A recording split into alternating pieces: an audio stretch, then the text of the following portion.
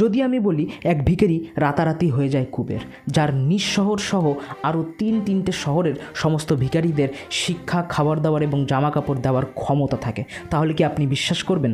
কেন বিশ্বাস করবেন না? এটা তো সত্যিও হতে পারে বা এটা গল্পও হতে পারে, বা এটাকে একটি সিনেমার রূপকেও দিতে পারে। হ্যাঁ, আপনি ঠিক শুনেছেন, শেখর কামুল্লার ডিরেকশানে একটি নতুন মুভি আমরা দেখতে পারবো, কুবেরা, যেটি রিসেন্টলি রিলিজ হয়েছে, যার লিড রোলে রয়েছে ধানুষ, নাগার্জুন এবং রাশমিকা।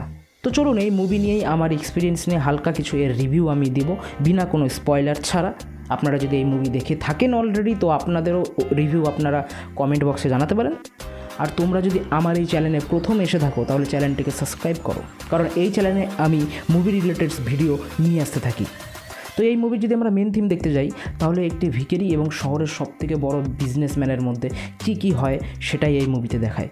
তামিলনাড়ুর দিকে যে পয়েন্টটা থাকে বে অফ বেঙ্গলে, সেখানে প্রচুর পরিমাণে কনস্ট্রাকশনের মাধ্যমে হোক বা নানান রকমের কাজের মাধ্যমে হোক প্রচুর পরিমাণে গ্যাস এবং অয়েল পাওয়া যায়, যেটাকে এক কথায় বলা হয় খনিজ পদার্থ যেটাকে বলা হয়।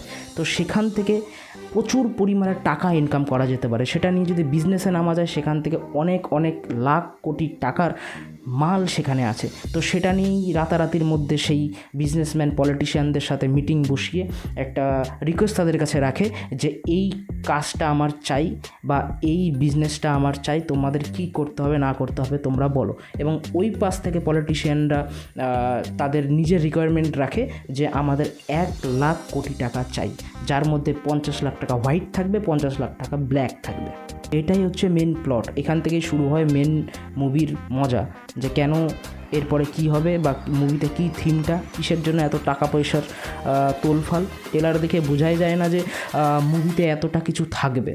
সেখানেও আর একটা পয়েন্ট আছে, মুভি 3 ঘন্টা, মুভির লেন্থ অনেক বড়, যেটা একদিক থেকে আমি মাইনাস পয়েন্ট বলবো, আবার একদিক থেকে এটাও বলবো যে এতটা যে লেন্থ বড় মনে হয় না। মুভি ওইভাবে ক্যাচি করে রাখে, মুভি ওইভাবে অডিয়েন্সদেরকে এঙ্গেজিং করে রাখে। এবার যদি আমি মুভির অ্যাক্টিংয়ের বিষয়ে আসি, অ্যাক্টার্সের বিষয়ে আসি, কে কেমন কাজ করেছে, তাহলে আরও একবারও ধানুষ প্রমাণ করে দিল যে সে একটা আলাদা লেভেলেরই অ্যাক্টার। কারণ এই মুভিতে সে যে একটি ভিখারির রোল প্লে করেছে, সেটাই মনে হয় না অ্যাক্টিং। কারণ যখন তোমার কারো অভিনয় দেখে মনে হবে যে সে অ্যাক্টিং করছে বা অভিনয় করছে, তাহলে সেটা গুড এনাফ। কিন্তু তুমি যখন কাউকে স্ক্রিনে দেখছো, পর্দায় দেখছো, কিন্তু তুমি এটাই জাজ করতে পারছো না যে সে একটা বড় স্টার বা সে কী সুন্দর অ্যাক্টিং করছে, জাস্ট তুমি তাকে সিচুয়েশান দিয়ে তুমি জাজ করছো বা সেই সিচুয়েশানে তুমি মগ্ন হয়ে গেছো। আমি মনে করি সেটা বেস্ট অ্যাক্টিং। ধানুষ এত সুন্দরভাবে ভিখারির রোলটাকে প্লে করে যে সত্যিকারের মনে হয় যে আমরা একটা ভিখারির লাইফস্টাইল দেখছি, বা সে এত সুন্দর করে সেই জিনিসটিকে তুলে ধরেছে যে সত্যি একটা আসল জীবনের ভিখারিদের লাইফে কতটা কষ্ট থাকে, কতটা ফ্রাস্ট্রেশন থাকে, তাদের লাইফটা কতটা হার্ড হয়, সেই জিনিসটাকে একদম পাই টু পাই, পয়েন্ট টু পয়েন্ট কীভাবে এক্সপ্রেস করলে অডিয়েন্সদের কাছে সেই ভাবটা যায়, সেই সিচুয়েশনের প্রভাবটা লাগে, সেটা ভালোভাবে পৌঁছেছে। তাছাড়াও যদি আমি আদার্স ক্যারেক্টারের দিকে দেখি, নাগার্জুন স্যার, যার আগাগোড়া থেকে অ্যাক্টিং আমাদের ভালো লাগে, যার অ্যাপিয়ারেন্স, যার ডায়লগস, যার সিনেমাতে থাকাই এনাফ, সে এখানে একটা অ্যান্টি হিরোর মতো ক্যারেক্টার কাজ করে, না ভালো না খারাপ, বা না খারাপ না ভালো, সেও তার জীবনের জন্য লড়াই করতে থাকে। দুনিয়ার মানেই তো এটা, তুমি ততক্ষণই ভিলেন যতক্ষণ মানুষ হিরোর মুখে গল্প শুনছে।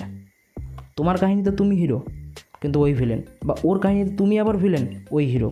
তো যে যার কাজ করছে, তো সেই কাজ মোতাবিক কারো চোখে তুমি হিরো, কারো চোখে তুমি ভিলেন।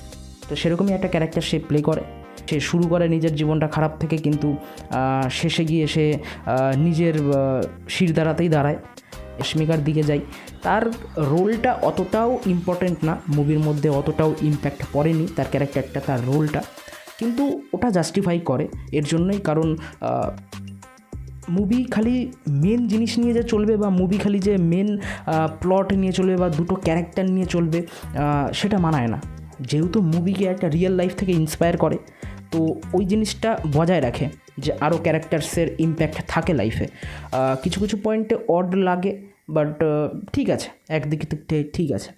আর মুভির ওভারঅল রিভিউ দিতে বলতে গেলে কি, মুভি যেভাবে স্টার্টিং হয়, মুভি যেভাবে হালকা সাসপেন্সও দিয়ে যায় যে এরপরে কী হবে, এত কিছু তো মুভিতে দেখাচ্ছে, তো লাস্টে ফিনিশিংটা হয়তো একটু আলাদা রকমভাবে হবে বা একটু এরকম হবে, বাট ওরকম হয় না। মুভির যদি ওভারঅল রিভিউ নিয়ে আসি তাহলে ফার্স্ট হাফে অনেকটা বেশি আমরা দেখে ফেলি, কারণ মুভির লেন্থ অনেকটা বড়। তো আমার মনে হয় ফার্স্ট হাফে একটু কাট করেও দেখালেও অতটা পার্থক্য পড়তো না। বাট ফার্স্ট হাফে যেভাবে সাসপেন্স বিল্ড করে, ফার্স্ট হাফে যেভাবে আমাদের দেখায় যে মুভি এত দূর গিয়েছে, তো সেকেন্ড হাফে কী হবে আমরা একটা এক্সপেকটেশন নিয়ে থাকি। বলবো না খুব হাইলি এক্সপেকটেশন নিয়ে থাকি, বাট এক্সপেকটেশন নিয়ে থাকি, তাহলে হয়তো শেষটা ভালোভাবেই জব্দ হবে, এরকম একটা আমরা এক্সপেকটেশন নিয়ে থাকি বা এইভাবে আমরা চলতে থাকি। বাট সেরকম হয়ে ওঠে না। আরও আদার্স সাউথ মুভির মতোই এন্ডিংটা হয়, জাস্ট লাইক তোমার রিয়াকশান ওকে ঠিক আছে, সব জাস্টিফাইডই, সব মনে হয় না যে একেবারে ভুল দেখিয়ে দিল, একেবারে খারাপ দেখিয়ে দিল। মুভিতে সেরকম কোনো গান নেই, একটা মাত্রই গান আছে, আর সেই গানটা জাস্টিফাইডও করে। তখন মনে হয় যে হ্যাঁ গানটা দরকার, সেটা খুব ভালো জাস্টিফাইড করে।